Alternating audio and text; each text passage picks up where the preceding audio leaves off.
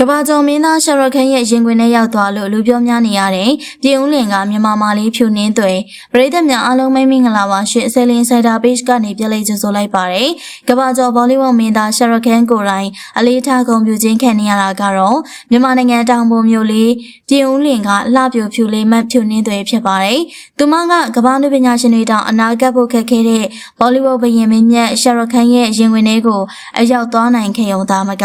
မင်းသားကြီးရဲ့လေးစားမှုနဲ့အတိမတ်ပြုခြင်းကိုပါခံခဲ့ရတဲ့သူပါဒီနေ့မှာတော့ဒူဘိုင်းမြေမှာမြမအမည်ကိုဂုံသက်စေခဲ့တဲ့ဒီဖြစ်ရလေးနဲ့နောက်ခွေကစိတ်လှုပ်ရှားစရာအကြောင်းအရာတွေကိုပြပြပေးသွားမှာပါဖြစ်စဉ်ကတော့ဒူဘိုင်းမှာကျင်းပခဲ့တဲ့ SPK Tower မိတ်ဆက်ပွဲကြီးမှာပါဒီပွဲကတာမန်ပွဲမဟုတ်ပါဘူးဧည့်သည်ပေါင်း9000ကျော်တက်ရောက်တဲ့အေးရမပွဲကြီးပါစီကံသတ်မှတ်ချက်အရာရှာရခန်းရှိနေတဲ့စင်မြင့်ထက်ကိုကုမ္ပဏီပိုင်ရှင်တထေးတွေ CEO အမှုဆောင်အရာရှိချုပ်အဆင့်ရှိသူတွေသာတက်ရောက်ခွင့်ရတာပါတာမန်ဝန်ထမ်းတယောက်အနေနဲ့တက်ရောက်ခွင့်ရတဲ့ဖြူနှင်းတွေအတွက်ကတော့မင်းသားကြီးနဲ့တပ်ပုံတွဲရိုက်ဖို့ဆိုတာမဖြစ်နိုင်တဲ့အိမ်မက်တစ်ခုလိုပါပဲ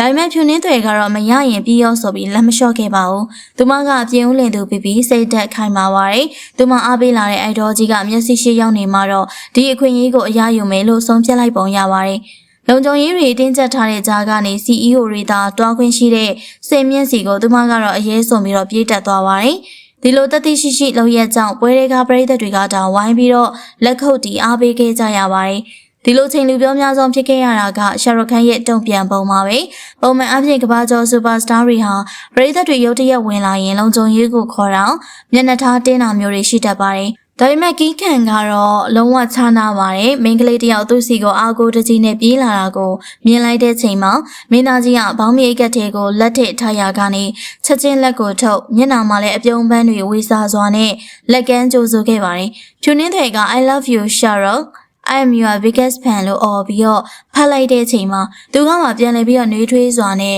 ပွေဖက်ထားခဲ့ပါတယ်။ဒါဟာဟန်ဆောင်မှုကင်းမဲ့တဲ့မြစ်တာပါ။ပို့ပြီးတော့ရင်ခုန်စရာကောင်းတာကအိမ်မက်မင်းသားကြီးရဲ့ရင်ခွင်ထဲရောက်ရှိသွားတဲ့ဖြူနှင်းတွေတယောက်ရင်ခုန်လုံးပြီးတော့ဘာလို့ရမှန်းမသိစွန့်အားသွားတဲ့အချိန်မှာဓာတ်ပုံရိုက်ဖို့တောင်မပြောနိုင်တော့တဲ့သူမရဲ့အဖြစ်ကိုနားလဲတဲ့ရှာရခန်းကသမီးကိုဆင်းအောက်ပြန်လိုက်ပို့ပေးမယ်နော်ဆိုပြီးတော့ကိုရိုင်းကိုကြောက်တွဲခေါ်ပြီးလိုက်ပို့ပေးခဲ့တာပါစဉ်းစားကြည့်ပါပရိသတ်ကြီးကမ္ဘာအချမ်းသာဆုံးမင်းသားစရင်ဝင်တယောက်ကမြန်မာနိုင်ငံကတာမန်ဝန်ထမ်းကောင်မလေးတယောက်ကိုဒီလောက်ထိတလေးတစားဂယူးဆိုင်တာဟာသူ့ရဲ့နှလုံးသားဘလောက်လှလဲဆိုတာကိုပြသနေပါတယ်မာနာမကြီးတဲ့ပြင်အမျိုးသမီးတွေအပေါ်မှာလေးစားတတ်တဲ့သူ့ရဲ့စိတ်ထားကြောင့်လည်းကမ္ဘာမီဒီယာတွေမှာဒီသတင်းကပြန့်နှံ့သွားခဲ့ရဖြစ်ပါတယ်မဖြူနှင်းတွေရဲ့လောက်ရက်ကိုတချို့ကစွန့်စားတယ်လို့မြင်ကြပေမယ့်တကယ်တမ်းကျတော့သူမဟာမြန်မာမိန်းကလေးတွေရဲ့ရီမန်းချက်ကြီးမှုနဲ့တက်တိကိုပြသလိုက်တာပါပဲ